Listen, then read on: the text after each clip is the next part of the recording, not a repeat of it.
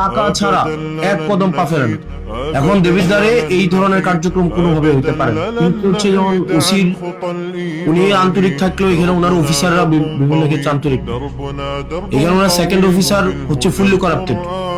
ওনার second officer, আপনার second officer fully corrupted, টাকা ছাড়া কোনো, উনি হচ্ছেন পাচলান। একজন আছে এসআই ভূষণ, টাকা ছাড়া এসআই ভূষণ নামে একজন আছে, টাকা ছাড়া কোনো ইয়া করেন, মানে একটা পা মুভ করেন। এখন ধরেন আপনি হচ্ছেন ধরতে যাবেন, ধরতে যাওয়ার আগে থানা থেকে ফোন দিয়ে দিল যে আমরা আসতেছি, তাইলে তো এখানে একটা পিলো পাসিং এবং চোর পুলিশ খেলা হয়। আপনি আপনার যারা অফিসার আছে আপনি ওনাদেরকে ওনাদের সাথে নিয়ে বসেন, এবং এটা না হয় খুব মানে জনরোষের শিকার হবেন আপনারা। এবং যদি আপনার অফিসার যারা আছেন, বিশেষ করে আপনার সেকেন্ড অফিসার নোয়াখালী মনে হয় বাড়ি, আর হচ্ছে আমি নামটা মনে করতে পারতেছি, ওনার নাম কি, মতিন মনে হয়, হ্যাঁ ওনার নাম মনে হয় মতিন। ফুললি করাপ্টেড একটা মানুষ, এবং আমাদের কাছে, আমি এভিডেন্স নিয়ে কথা বলছি, আমার কাছে প্রুফ আছে। এবং হচ্ছে আরেকজন আছে এসআই ভূষণ, ভবতোষ না, ভবতোষ, এসআই ভবতোষ টাকা ছাড়া এক কদম পা ফেলে না। এখন দেবিদ্বারে এই ধরনের কার্যক্রম কোনোভাবে হইতে পারে না। আপনার একটা স্বাভাবিক সাধারণ মানুষ আপনার হচ্ছে, এবং থানার মধ্যে আপনার থানা আপনি চালান না, আপনার থানা চালায় হেলাল, আপনার থানা হেলাল চালায়।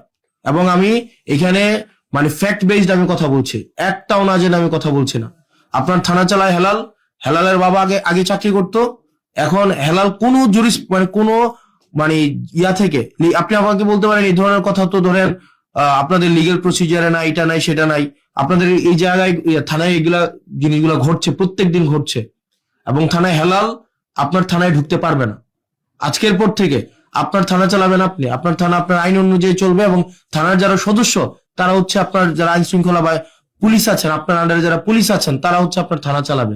এবং থানা যদি চালায় এমন জন যার যে পুলিশ না, যার হচ্ছে এখানে কোনো চাকরি নাই, সে যদি থানা চালায়, থানায় কোন মামলা রুজু হবে, কোন মামলা রুজু হবে না, কোনটা মামলা এজাহার ভুক্ত হবে, কোনটা এজাহার ভুক্ত হবে না, তারপরে হচ্ছে আপনি আমাকে বলতে পারেন যে না এগুলা হয় না, এগুলা উনার কাছ থেকে অ্যাপ্রুভাল নিয়ে, এটা মৌখিক একটা অ্যাপ্রুভাল নিয়ে তারপরে থানায় হচ্ছে ভুক্তভোগীরা যাইতে হয়।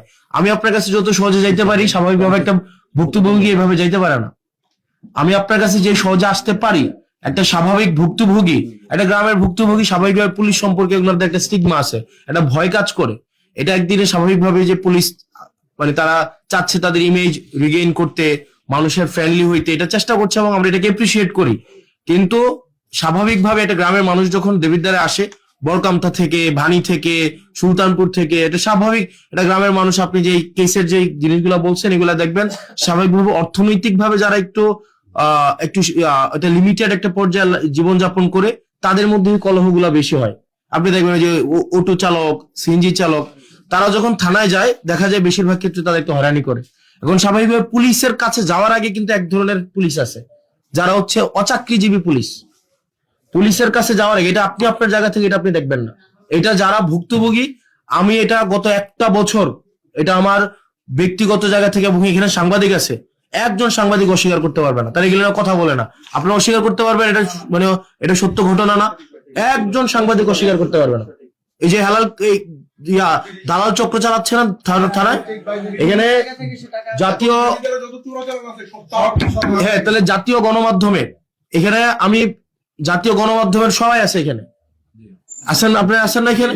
তো আপনারা এই যে দেবিদ্বারের দালাল চক্রটা এবং মাদক চোরাচালান চক্রটা হেলাল চালায় না? আপনি আমাকে প্রশ্নের উত্তর দেন, হেলাল কোন মানে কোন এখতিয়ার বলে? এই মিটিং এ যারা আছে প্রত্যেকের একটা নিজস্ব একটা এই মিটিং এ থাকার একটা ক্রাইটেরিয়া আছে। হেলাল কোন এখতিয়ার বলে আপনার চৌসীমার মধ্যে থাকবে? এবং এই বিষয়ে আপনি সিরিয়াস অ্যাকশন নেবেন, এবং হচ্ছে থানাটাকে যেন দালাল আপনার কাছে যাইতে হইলে যেন স্বাভাবিক প্রক্রিয়া মেনটেন করে যেন আপনার কাছে পৌঁছাইতে পারে। এক্ষেত্রে যেন কোনো দালাল না থাকতে পারে, এক্ষেত্রে যেন কোনো একটা ইনফর্মাল কোনো সিন্ডিকেট এক্ষেত্রে যেন না থাকতে পারে। আপনার সাথে মানুষের সম্পর্ক হবে একদম ডিরেক্ট সম্পর্ক, যেটা লিগ্যাল সেই জায়গায় আপনি কোঅপারেট করবেন, যেটা ইলিগ্যাল সেক্ষেত্রে কারো কোঅপারেট করার আপনার প্রয়োজন নাই। আপনার জায়গা থেকে লিগ্যালি যেটা দরকার আপনি সেটা করবেন। আপনার এখানে দালাল চক্র দিয়ে আপনি ঘিরে আছেন, এবং আমরা চাই আপনাকে কোঅপারেট করতে। আমরা চাই একটা law and order situation restore হোক। আমরা চাই যাতে করে হচ্ছে প্রত্যেকটা মানুষ আপনার সেবাটা যেন যথাযথভাবে নিতে পারে, যাতে করে তারা ভোগান্তির শিকার না হয়। সেজন্য আমি প্রত্যাশা করি আপনি সেক্ষেত্রে যথাযথ ব্যবস্থা নেবেন।